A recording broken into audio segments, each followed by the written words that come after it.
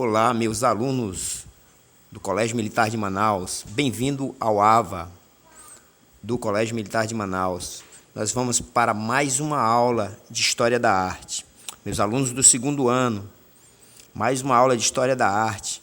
Vamos ver arte paleocristã, depois vamos ver arte bizantina, arte românica e arte gótica, finalizando, chegando próximo já do Renascimento, ok? Então, vamos começar com a arte paleocristã, aqui no AVA, Ambiente Virtual de Aprendizagem do Colégio Militar de Manaus. Muito bem. A arte paleocristã, como o próprio nome paleo significa antigo, paleocristã é a arte primitiva cristã, né? É a arte primitiva cristã. Então, você sabe toda a história, quando Jesus vai à cruz, né? A história de Jesus todo mundo conhece, numa província romana, mais ou menos no ano 33, numa província romana, um galileu, um nazareno chamado Jesus Cristo, vai condenado à morte por se revoltar contra o Império Romano. Como ele era judeu, então aqueles que eram mortos pelo Império Romano, que não eram romanos, a morte era uma morte horrível, que era a morte de cruz. Depois vocês já sabem também que os discípulos de Jesus saíram pelo mundo, principalmente o apóstolo Paulo, né? Saíram pelas várias partes do mundo, levando essa palavra. O mundo modificou. Com certeza, todo mundo sabe da modificação, da mudança que aconteceu no mundo depois desse galileu chamado Jesus Cristo. E é nesse período, agora, com aqueles que seguiam Jesus, aqueles seguidores de Jesus, foram chamados de cristãos. E, pela primeira vez, os seguidores de Jesus foram chamados de cristãos na Grécia, quando o apóstolo Paulo estava na Grécia. Foi a primeira vez que eles foram chamados de cristãos. Esse mesmo apóstolo Paulo levou o cristianismo para Roma. Levou o cristianismo para Roma, ok? E é nesse período que vai se iniciar a arte paleocristã, como nós conhecemos, né? Uma nova arte, um novo povo, um novo estilo de vida e, portanto, uma nova cultura que está nascendo, uma cultura sacra, sagrada, cristã. E isso começa em Roma.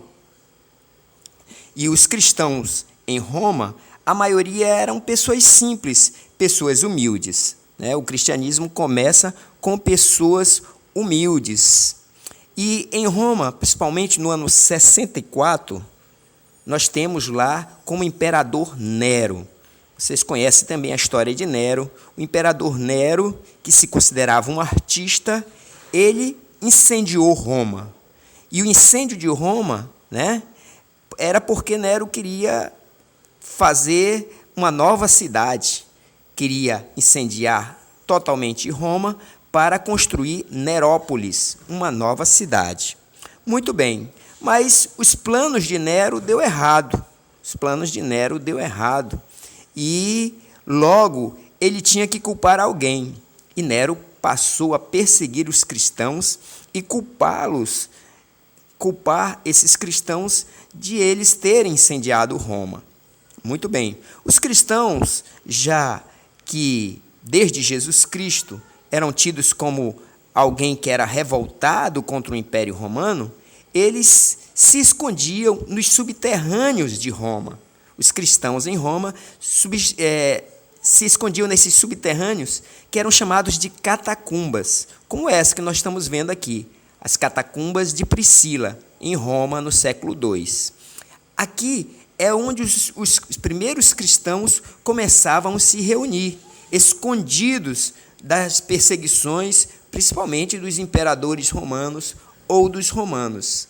Então, aqui eles se desenvolveram, faziam seus cultos às escondidas E quando morria um cristão, eles muitas vezes eram colocados, postos aqui mesmo, seus corpos. Por isso eram catacumbas, dentro dessas galerias, né?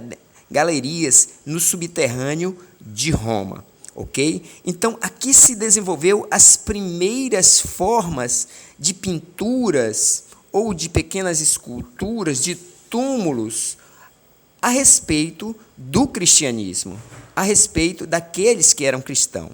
Né? Como essa aqui, você vai ver que as pinturas das catacumbas vão ser pinturas simples, até porque a maioria dos seguidores de Jesus, nesse contexto, eram pessoas simples, humildes, de baixa renda, e talvez por isso não tinha como ter um desenvolvimento, né, mais um financiamento de uma arte mais aprimorada, como dos artesãos pagãos. Muito bem. Você verifica que a pintura ela é bem mesmo simplória, bem simples, né, mas vai ter contextos bíblicos, sempre contextos bíblicos, né? Aqui seria a última ceia, no cenáculo, ok? Aqui nós vamos ver que nas catacumbas, como eu já disse, eles se reuniam. E Nero perseguiu muitos dos cristãos. Então, depois de Nero, outros imperadores perseguiram muito o cristão. Olha, Nero no ano 64. No ano 303 a 305, foram um dos maiores tempos também de perseguição aos cristãos, feito pelo imperador Diocleciano. Né? Então, os cristãos eram esmagados com violência, desde Nero e tantos outros imperadores. Os cristãos eram jogados no Coliseu, jogados nas arenas, para leões serem devorados por leões, por animais, para serem crucificados dentro das arenas, mulheres, crianças, velhos. Então, os cristãos eles tinham todo o cuidado na hora de se juntarem em seus cultos de adoração. Por isso, eles criaram simbologias como ictis ou ictus, que é peixe em grego. A palavra peixe em grego, ictus ou ictis, é a mesma palavra para Cristo. A mesma palavra para Cristo. Cristo é a mesma coisa que Messias. Cristo em grego, Messias em aramaico. Messias, que é o ungido. Cristo, o ungido, o escolhido de Deus, que seria o Messias. Muito bem. Então, quando um cristão queria verificar se o outro também era cristão, para eles marcarem a presença deles dentro dessas catacumbas, para culto, para reverenciarem, orarem, adorarem ao seu Deus, a Jesus Cristo, eles escreviam no chão o ictus, o peixe.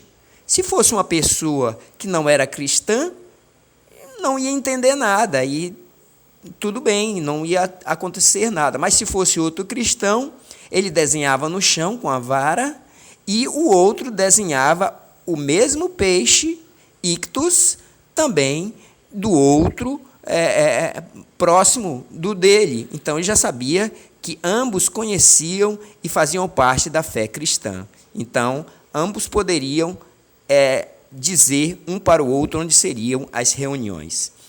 O ictus do peixe, né, essa simbologia, essa iconografia criada pelos cristãos, significava Jesus Cristo, Filho de Deus Salvador. Jesus Cristo, Filho de Deus Salvador. Ok? Então, muito bem. A gente verifica que vai surgir várias simbologias do sacrifício, símbolos do sacrifício de Cristo. Por exemplo, a cruz era o martírio, o símbolo, uma âncora, simbolizava a salvação. E o peixe, o próprio ictis ou ictus, significava, né, em latim, Jesus Christus Theos Ius Soter, Jesus Cristo, Filho de Deus Salvador. Então, nós vamos ver várias pinturas, né, como essa pintura mural aí das catacumbas de São Calixto, né, que nós vimos aí a simbologia cristã do peixe, né, o cálice de vinho, né, o cálice, também simbologia cristã, de uma forma bem simples. Também o bom pastor, das catacumbas de Priscila, ok? Nós temos aí Roma no século II, o bom pastor.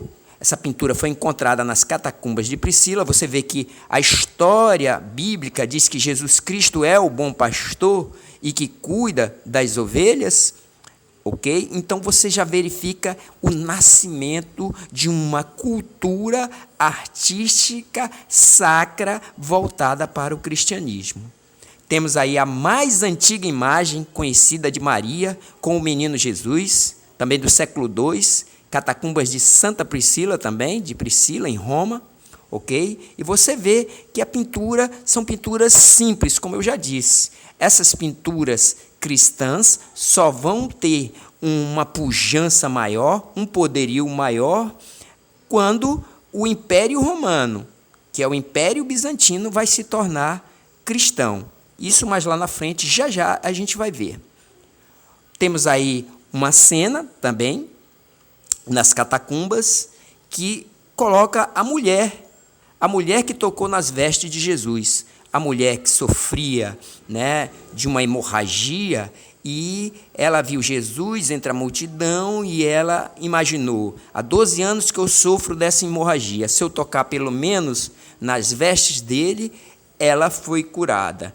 Então, é o que diz a Bíblia. E ela tocou, e Jesus disse: olha, quem me tocou? Porque eu senti sair poder de mim. E aí Pedro fala, os outros: Senhor, tem um monte de gente te apertando, e tu dizes quem é que te tocou? Ele disse: não, mas quem me tocou, saiu poder de mim. E então, a mulher falou: Senhor, fui eu que te toquei. Porque é isso. Ele disse: pois bem, vá, a tua fé te salvou. Muito bem. E aí, a gente verifica toda essa imposição, deixa eu voltar aqui um pouquinho, toda essa imposição, ok? Dessa parte paleocristã, dessa arte antiga cristã, os primeiros passos da arte cristã, e isso vai se desenvolver, e quando vai se tornar uma arte mais crescente a partir do Império Bizantino, quando o Império Romano torna-se cristão, né? A arte bizantina. Então, a arte bizantina, nós temos aí a Igreja de Santa Sofia, ou Santa Sabedoria, em Istambul, na atual Turquia, hoje Istambul, né? Aí era a antiga Constantinopla, né? Ou antiga Bizâncio, mais ainda. Mas vamos ver isso mais na frente. A arte bizantina, né? Ela se fundamenta, sabe que o Império Bizantino ele surge da divisão de Roma, né? Nós temos aqui o imperador Teodósio, em 391, ele dividiu em duas partes o Império Romano, em 391. O Império Romano do Ocidente, com a capital Roma, né? E o Império Romano do Oriente, né? Com a capital Constantinopla. Primeiro a capital era Bizâncio. Depois, quando Constantino sobe ao poder, ele muda o nome da capital Bizâncio para Constantinopla, ok? Então, o Teodósio dividiu. Nós sabemos que quando chegou em 476, no ano de 476, o Império Romano do Ocidente, capital Roma, foi invadida por tribos bárbaras, né, germânicas, Átila, o rei dos hunos, e caiu o Império Romano em 476 do Ocidente, com a capital Roma. A capital Roma cai em 476. Mas o Império Romano do Oriente, né, cuja capital Bizâncio, e depois essa capital se tornou Constantinopla, fundada em 330 por Constantino I, o Império Romano do Oriente vai ser Império Romano até 1453. Ou seja, por muito tempo ainda o Império Romano domina o mundo conhecido. Então, em 476, com a queda do Império Romano do Ocidente, acaba a Idade Antiga e começa a Idade Média. Então, continua fundamentada o Império Romano no mundo com o Oriente. Então, a Idade Média toda. E o Império Romano do Oriente só vai decair em 1453. 1453, quando os turcos otomanos invadem o Império Romano, em 1453, do Oriente. E aí termina a Idade Média e começa a Idade Moderna, em 1453, ok? Mas isso é só uma divisão para a gente entender mais. O interessante é que, em 313, o imperador Constantino torna-se cristão, ele é batizado. Então, com Constantino batizado, sua mãe, Helena, a imperatriz Helena, que era cristã, já tinha viajado o mundo inteiro, né, principalmente o Oriente Médio, o atual Estado de Israel, à procura de qualquer coisa que fosse relíquia dos apóstolos ou de Cristo. Ela foi atrás da cruz de Cristo, ela foi atrás de algo do Santo Sudário, ela foi atrás de qualquer coisa que ela encontrasse que fosse relíquia cristã, né? Fosse relíquia cristã. Muito bem. Em 313, quando ele se torna cristão, é lógico que agora aquela busca, aquela perseguição que tinha aos cristãos no Império Romano vai cessar. E aí o Teodósio, mais tarde, em 391, né, Teodósio, mais tarde, vai fundamentar, vai ser aquele que coloca mesmo a religião cristã como religião oficial do Império Romano. E aí, com essa religião oficial do Império Romano, nós vamos ter uma crescente, agora sim, nós vamos ter como financiar essa arte sacra cristã, a arte bizantina, que vai ser a expressão de riqueza e poder da arte cristã.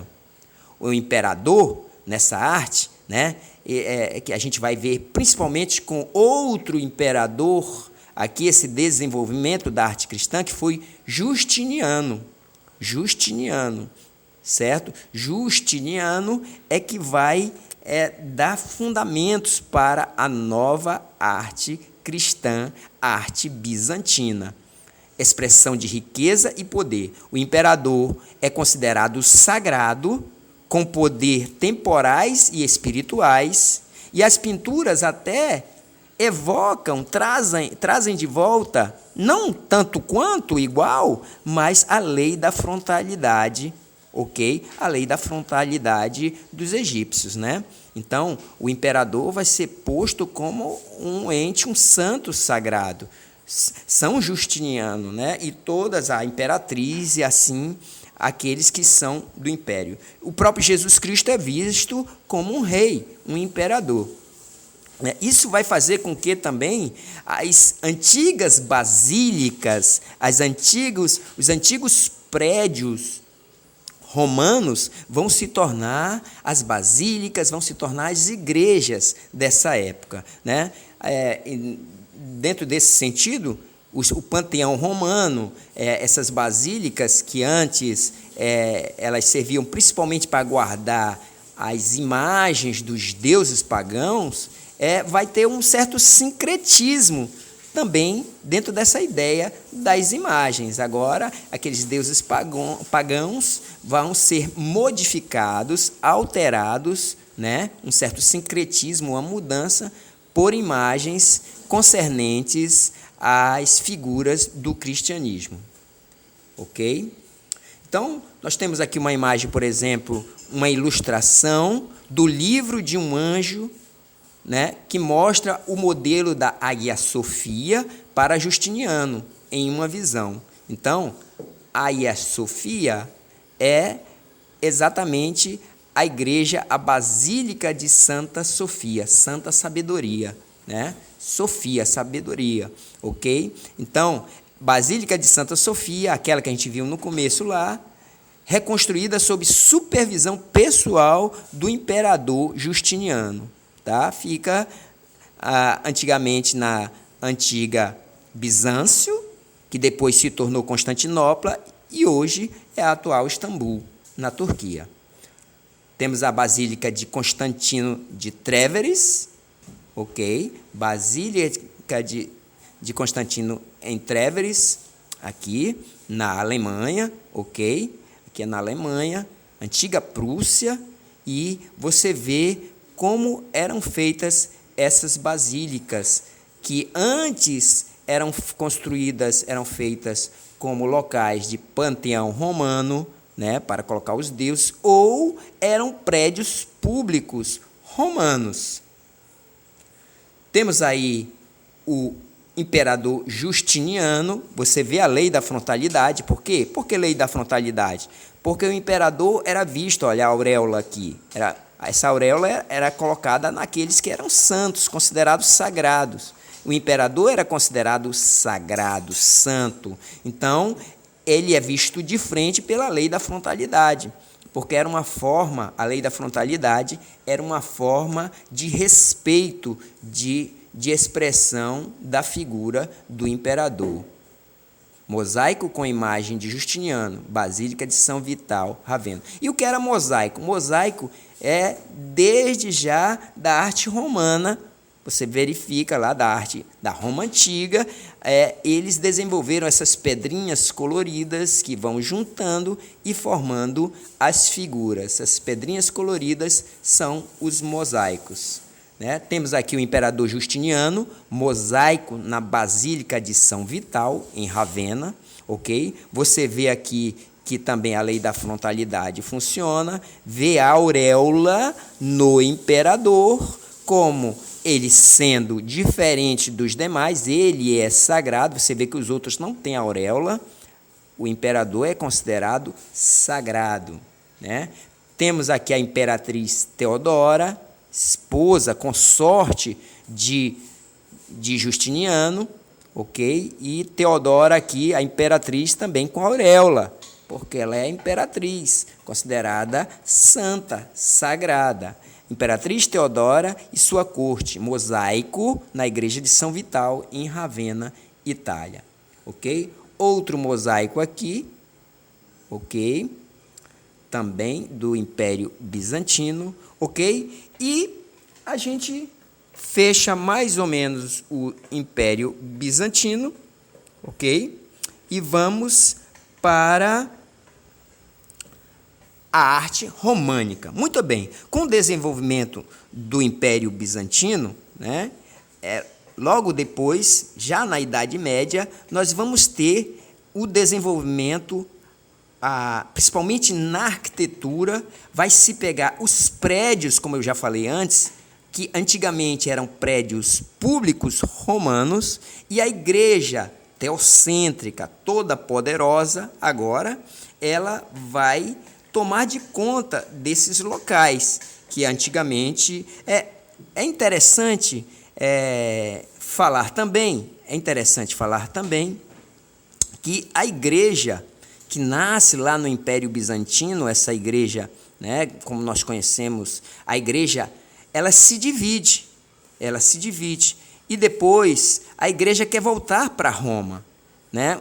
A igreja que funciona no Império Bizantino quer voltar para Roma. Então, há uma divisão da igreja. Então, aqueles que queriam voltar para Roma, vêm para Roma, para o Vaticano. A igreja católica romana, para o Vaticano.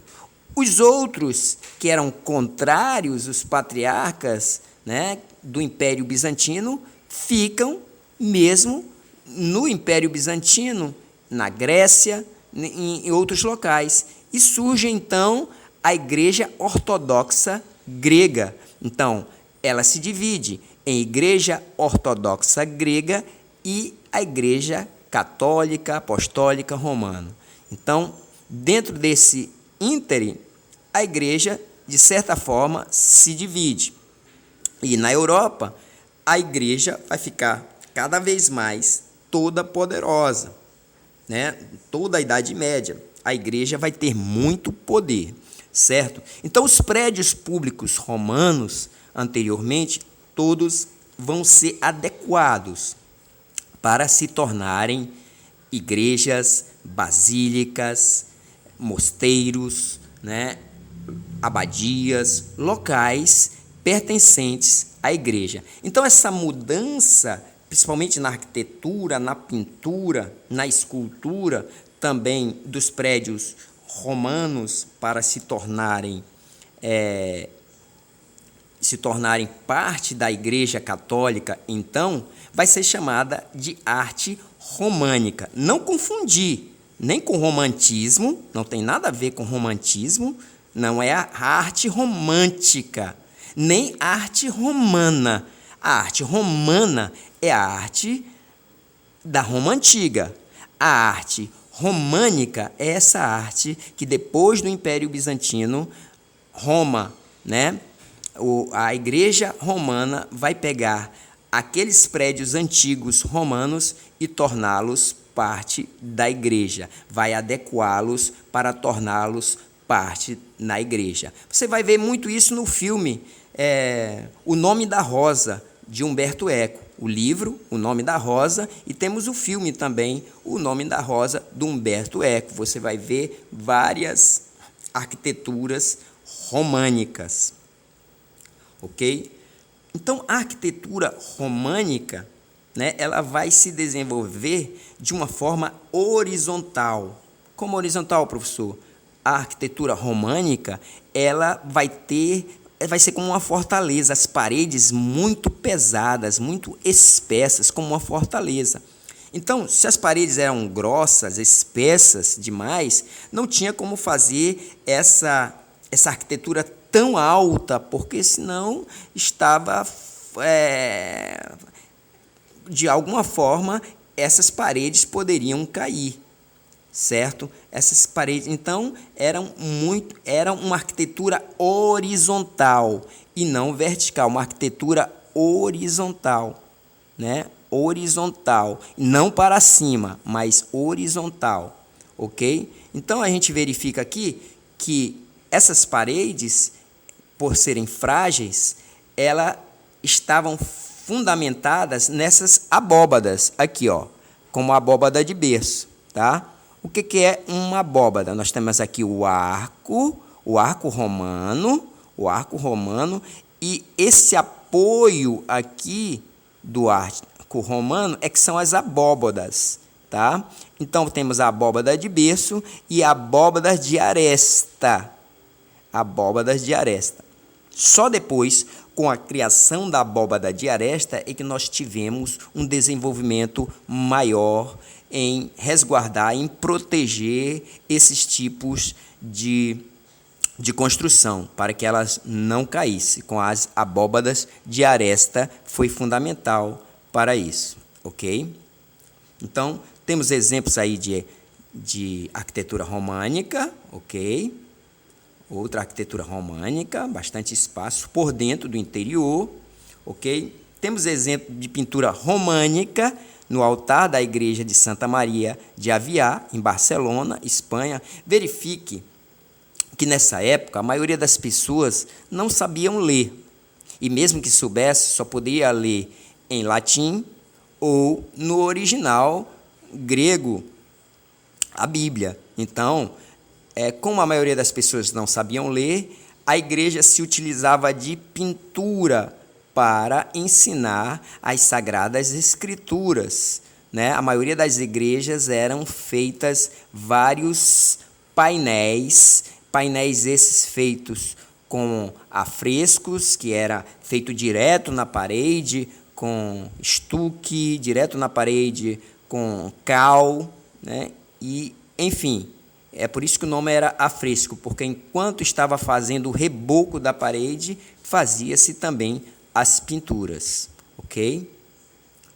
Então, ó, várias pinturas. Aí você vê que são pinturas bem simples, mas que narram, né? Aqui Hebreus, ó, dizendo que os santos, os mártires foram cerrados, foram passados a espada, ao fio da espada, lá em Hebreus. Nós temos essas passagens aqui, ok? Ainda mais, você vê que na Idade Média nós vamos ter os livros chamados Iluminuras, né? Que eram livros feitos à mão, né? A igreja detinha o poder de toda o conhecimento clássico da Grécia Antiga. Então, os livros que existiam, só a igreja dizia quem podia e quem não podia lê-los.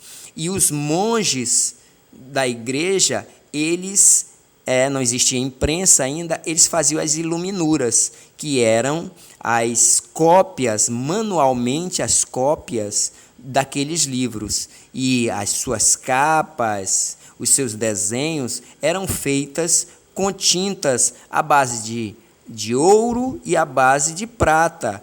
Por isso eram chamados de iluminuras, porque eles brilhavam muito.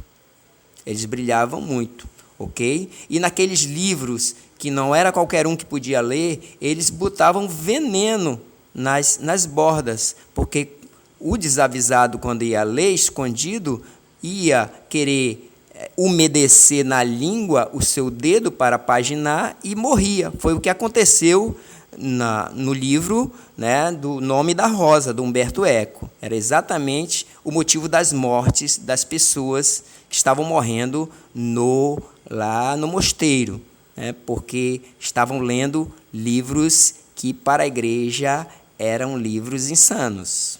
Enfim. Outra imagem.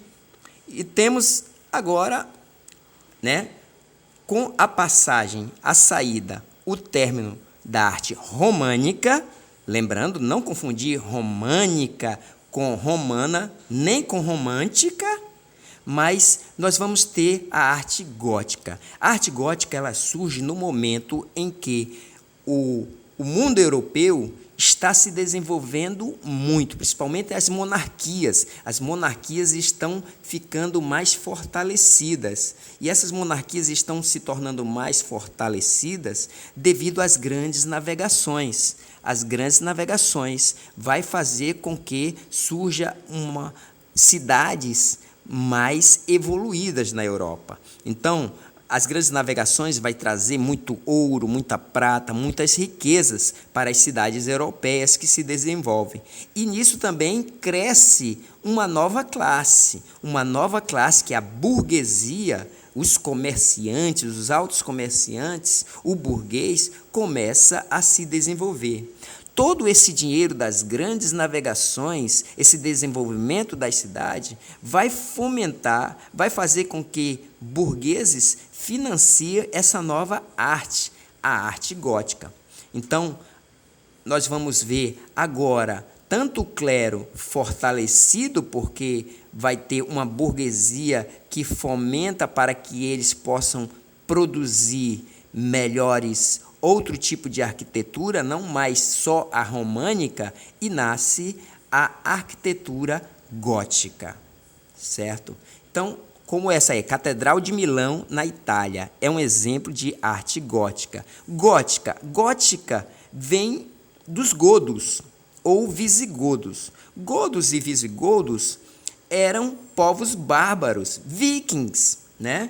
Vikings, povos bárbaros. Então, tanto os godos como os visigodos e os bárbaros eram vistos como grotescos. Então, a palavra gótico significa grotesco. Ok, mas na atualidade você viu que se tornou essas coisas maravilhosas, né? Como esse tipo de arquitetura gótica. Então, a arquitetura gótica, diferente da arquitetura românica, ela não é horizontal, ela é vertical. Por quê? Porque a igreja, nesse tempo que dominava tudo e todos, ela não era antropocêntrica. Ela não era. Não era o homem que era mais importante na igreja. Não era como no clássico. Para a igreja era teocêntrica. Teos, Deus. Teocêntrica, Deus como o centro de tudo. Então, Deus está onde? Deus está nas alturas. E por isso, as igrejas góticas vão ser altíssimas. Para isso, eles diminuem, reduzem a espessura das paredes. Lembra na românica que as paredes eram espessas? As paredes das igrejas góticas vão ser estreitíssimas, para elas ficarem mais leves e poder suas torres irem mais altos, porque Deus está nas alturas. Depois, as igrejas góticas também criam um sistema, um sistema de rosácea, um sistema de várias rosáceas e utilizações para que as janelas façam que as paredes fiquem cada vez mais leves e possam ir mais altos, como rosáceas tanto feitas como esculturas de janelas, como vitrais. O vidro era bem mais leve do que uma parede, então botava bastante rosáceas, como esse vitral aqui, e tínhamos capacidade de fazer as igrejas mais altas, porque Deus está nas alturas. Então, a primeira igreja que se tem notícia que deu essa característica gótica foi essa aqui, a Abadia de Saint-Denis, na França. Cerca de 1140, é considerada o marco da arte gótica. Olha aí, Saint-Denis, na França. Nós tivemos, ano passado, que queimou a famosa Catedral de Notre-Dame, em Paris, que queimou e está sendo restaurada. Eu não sei como é que está agora, atualmente, com a situação que o mundo passa, mas é isso aí. Então, a Catedral de Notre-Dame, que era gótica. Olha as rosáceas aqui. As rosáceas poderiam ser em vitrais, mas poderiam ser também feitas estilo estuque ou baixo ou alto relevo. Ok? Temos aqui também outra catedral de Chartres. E aqui nós temos uma pintura gótica também, Temos aqui, mas você já vê que há uma mudança. Deixa eu colocar aqui uma pintura gótica. Uma pintura gótica a gente viu. Você vê aqui, pintura gótica. Você vê aqui Maria com bastante pano, Jesus aqui não é proporcional, bastante pano, e não poderia demonstrar emoção nenhuma, nem no românico, nem no gótico, porque a igreja não permitia emoções. Emoção era coisa demoníaca. Então, a santa aqui, ela tem essa carinha assim, não é por acaso, é porque não poderia demonstrar nem alegria, nem sorriso, nem tristeza, nenhuma emoção, Nenhuma emoção. E coisas da natureza também não podia ser, nem no românico, nem no gótico, nem na arte medieval, ser representadas coisas da natureza, como plantas, como árvores, como passarinhos, ok? Aí é o que a gente verifica aqui nessa parte aqui. Nós temos São Francisco pregando para os pássaros. Poxa, professor, mas ele é gótico, é do Giotto. Ele é gótico. Como é que ele colocou aqui pássaros, colocou árvores que são da natureza? Exatamente por isso que eu estou mostrando essa imagem do Giotto. Porque aqui já é uma passagem. Ele é gótico, mas já é uma passagem. A saída do gótico para o Renascimento. E no Renascimento, como vocês irão conhecer melhor, o Renascimento é humanista, é a volta ao clássico greco-romano, é a volta ao humanismo. Mas o Giotto, mesmo sendo do gótico ainda, ele já começa ele já começa com essas características humanistas, né? O próprio santo, você vê, ó, que só o santo aqui é São Francisco, essa outra aqui não. Mas mesmo assim você vê humanidade aqui, o santo que está alimentando os animais. Então já foge dos padrões do gótico, tá? É a entrada para o Renascimento. E esse quadro aqui do Giotto é a entrada para o Renascimento. É a entrada para o Renascimento. Nós temos o beijo de Judas aqui em Jesus, né? Todas as coisas, parece gritar esse quadro. Então, esse quadro para o gótico tem muita emoção, né? Emoção demais. Você já vê que o Giotto está adentrando, mesmo sendo gótico, no Renascimento. E que coisa mais emocional do que um beijo, né? Do que um beijo, e que a situação aqui em que Pedro está cortando a orelha de Malco, o guarda do sumo sacerdote, né? Então, tudo isso detém emoção que jamais poderia existir no gótico, mas o Giotto é a passagem do gótico para o Renascimento. Aí, para a gente fechar o gótico, a gente vai ver mais um artista gótico, que é o Jan van Eyck. O Van Eyck, sua família e ele eram holandês, ok? E também é o gótico que a gente verifica muito bem. O nome desse quadro aqui é o casamento dos Arnolfines, né? Está aqui o seu Arnolfine, ok? E a senhora Arnolfine que está casando. Então, você verifica que isso aqui não tem mais nada de sacro, de sagrado. Tem mais nada de sagrado. É, na verdade, um burguês, um comerciante, autocomerciante, que tem condições financeiras de financiar e pagar um quadro. Só que esse quadro não é um quadro simples. Nessa época em que não tinha um monte de cartório, não era assim, o próprio quadro é um documento oficial de casamento. Então, se alguém dissesse, mas você é casado com a senhora Arnolfini? Sim, ó, eu tenho até o quadro aqui que diz do meu casamento, ok? E o Van Eyck, então, colocou toda a pujança dele, olha, o castiçal aqui mostra que ele era riquíssimo, né? Esse cachorro aqui que não existe mais, né? É uma raça extinta, não existe mais, mas é um cachorro que não era qualquer um que tinha. Então, esse espelho era como uma TV 8K da época, 4K, sei lá.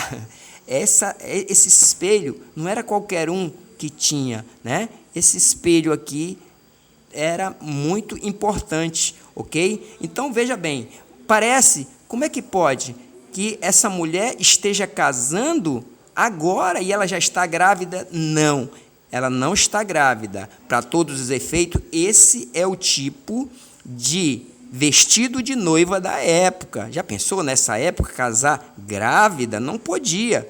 Até hoje é meio complicado, imagina nessa época aqui. Mas alguns dos nossos alunos já disseram, professor, eu acho que isso aqui já era assim, para caso, se ela estivesse mesmo grávida, ninguém ia notar. Pode ser também, mas o certo é que esse vestido era o vestido de noiva, já demonstrando a maternidade no futuro, mas para todos os efeitos ela não estava grávida. Veja que a mulher está no interior da casa e o homem está próximo da janela, para colocar ele como provedor.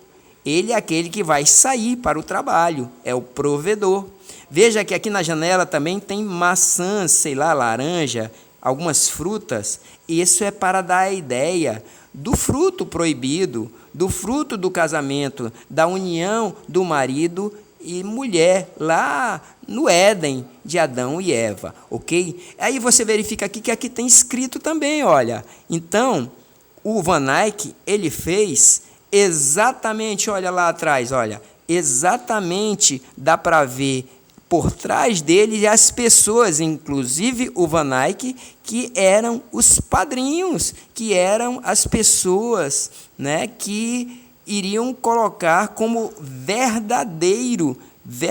E o próprio Van Eyck escreveu aqui em cima, eu não botei, não tenho como, mas ele escreveu que Van Eyck esteve aqui, bababá, dia tal e tal, tal, para colocar a ideia do casamento. Então, o próprio quadro é como se fosse um atestado, né? Um registro de casamento, inclusive com as testemunhas aqui, ok? Veja como é fantástico, ok? Então, a partir do gótico, né, tem mais uma coisa da família do Van Eyck. Eles que criaram a pintura a óleo. E a pintura a óleo foi a pintura que até hoje é a pintura mais nobre, mais fantástica. A partir de Van Eyck e sua família, todos os renascentistas que vieram depois já não utilizavam apenas a têmpera, mas já produziam suas pinturas, como Leonardo, como Michelangelo, como Rafael Sanzio, suas pinturas a óleo, ok? Então fica aí o Renascimento para a próxima. E a gente finaliza aqui toda essa parte do gótico, ok? A gente finaliza, então participe do AVA, participe, não deixe de participar do nosso fórum, não deixe de participar do nosso chat nos dias específicos e participe sempre. Não deixe de fazer nossas avaliações, porque é importante a sua participação aqui nesse ambiente virtual de aprendizagem do Colégio Militar de Manaus. Eu, professor Yanei Xavier, espero que vocês gostem e espero que todos estejam com saúde. Até mais!